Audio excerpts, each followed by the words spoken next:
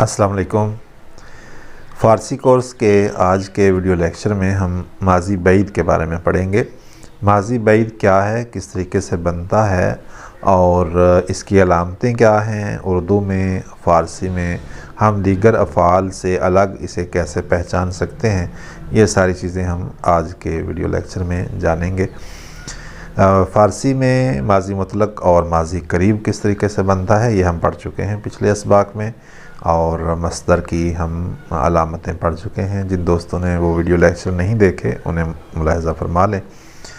بعید کہتے ہیں دور کو، بعید کا لفظی معنی ہے دور۔ ماضی بعید ایسا اس فعل کو کہتے ہیں جس میں کسی کام کا کرنا یا ہونا دور کے زمانے میں پایا جائے، گزرے ہوئے دور کے زمانے میں پایا جائے۔ جیسا کہ میں نے ماضی قریب پر گفتگو کرتے ہوئے ایک بات عرض کی تھی کہ یہ ماضی قریب یا ماضی بعید کی پہچان ہم علامتوں سے کرتے ہیں۔ بعض اوقات ایسا ہوتا ہے کہ بہت دور کے زمانے میں ایک کام ہوا ہوتا ہے، لیکن اسے بیان کرنے کا انداز ایسا ہوتا ہے کہ ماضی قریب میں اسے بیان کیا گیا ہوتا ہے، ٹھیک ہے؟ تو ہم اسے ماضی قریب کہیں گے کیونکہ اس میں علامتیں ماضی قریب کی ہیں۔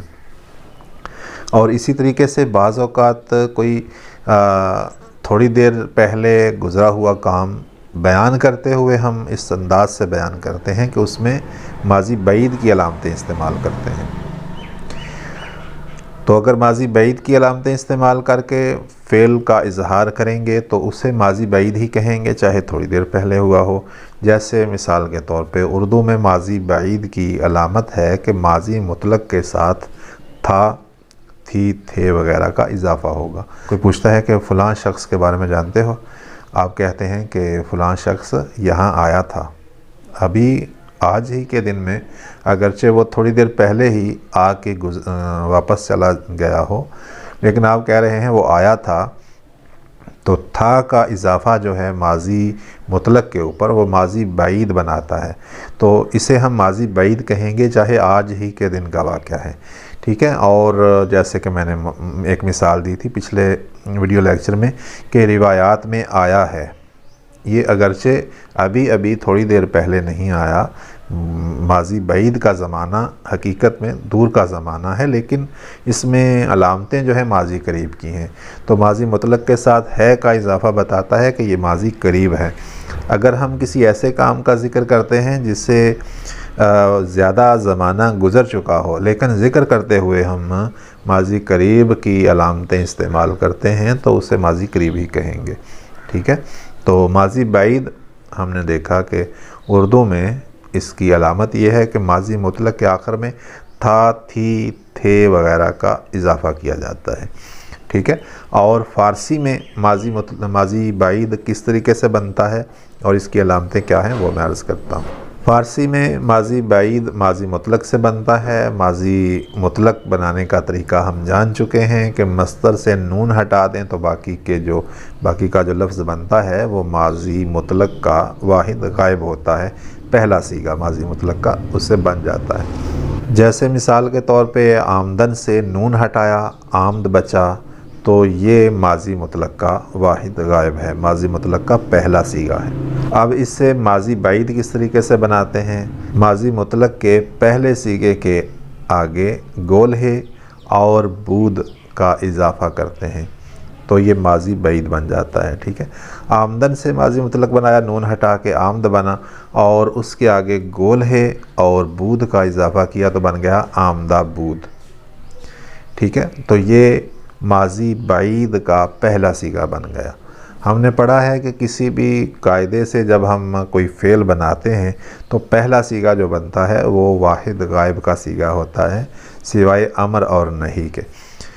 یہ افعال جو ہیں ماضی بعید، اس کا جو ہم نے پہلا صیغہ بنایا یہ واحد غائب کا صیغہ بنا۔ باقی صیغے ہمیں کس طریقے سے بنانے ہیں؟ ماضی بعید کے پہلے صیغے واحد غائب سے دیگر صیغے بنانے کا طریقہ کار یہ ہے کہ ان کے آگے ضمیر کا اضافہ کر دیا جاتا ہے، جو ضمیریں ہم پیچھے پڑھ چکے ہیں، ٹھیک ہے؟ جیسے جمع غائب کے لیے ہم نے بتایا تھا کہ نون دال کا اضافہ کرتے ہیں، تو آمدہ بود کے آگے نون دال کا اضافہ کریں تو آمدہ بودند بن گیا۔ یہ جمع غائب کا صیغہ بن گیا۔ آمدہ بود کا مطلب تھا وہ آیا تھا، اور آمدہ بودند وہ آئے تھے۔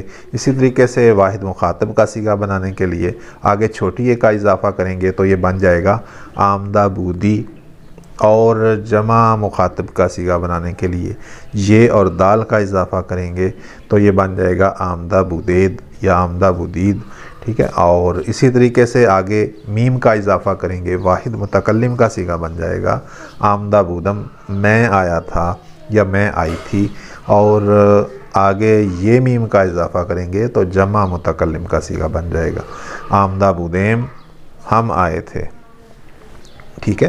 تو فارسی میں اس کی علامت یہ ہوگی کہ اس کے آخر میں بود، بودند، بودی، بودید، بودم، بودیم یہ ضمیریں ہوں گی۔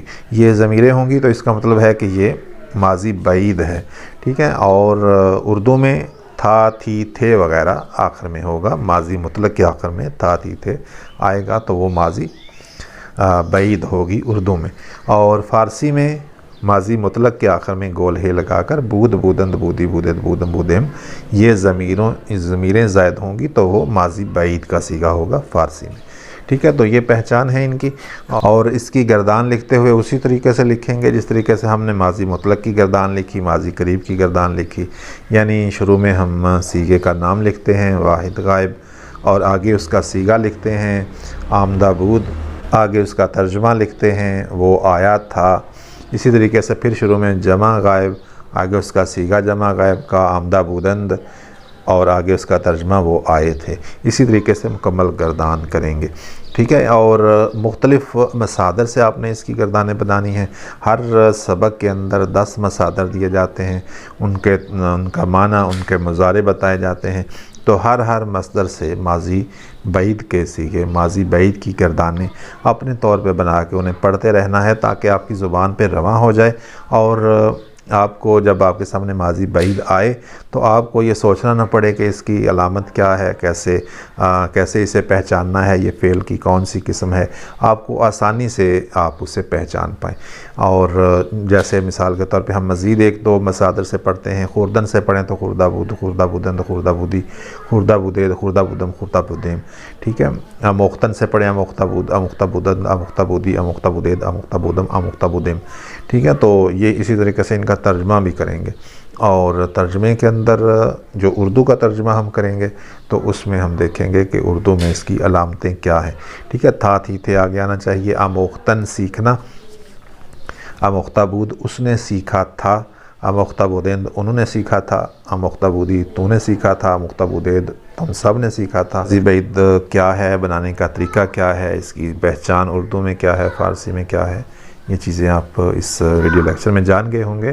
اس ویڈیو کو لائک اور شیئر کیجئے گا، چینل کو سبسکرائب کیجئے گا۔ اگلے ویڈیو میں لیکچر میں ملتے ہیں انشاءاللہ۔ السلام علیکم۔